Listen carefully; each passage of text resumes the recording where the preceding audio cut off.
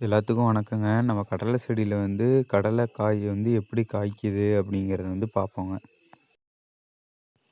நம்மளுக்கு வந்து கடலை செடியில வந்து பார்த்தீங்கன்னா, கடலை செடியோட பூல இருந்தாங்க வந்து நம்மளுக்கு காய் காய்க்கும். கடலையோட வேர்லேருந்து வந்துக்கு நமக்கு வந்து காய் காய்க்காதுங்க. இதில பார்த்தீங்கன்னா நல்லா தெரியும். இதில பார்த்தீங்கன்னா, பூ பூத்து அந்த நிறம் மாரி பூலேருந்து வந்திருக்கும் பாருங்க. அதுதான் மண்ணுக்குள்ள போயிட்டு வந்து நமக்கு வந்து கடலையா வருதுங்க. இந்த இதில பார்த்தீங்கன்னா நல்லா தெரியுது பாருங்க. இந்த செடியில பாருங்க நல்லா தெளிவாவே தெரியும். பாருங்க வேர் எங்க இருக்குன்னு பாருங்க. கடலை வந்து எங்க இருக்குன்னு பாருங்க.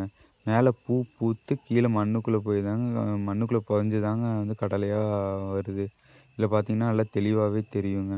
நம்மளுக்கு வந்து வேர்ல வந்து காய் காய்க்காதுங்க. கடலை செடியில வந்து நம்மளுக்கு எந்த அளவுக்கு பூ பூக்குதோ, அந்த அளவுக்கு கடலை இருக்குங்க.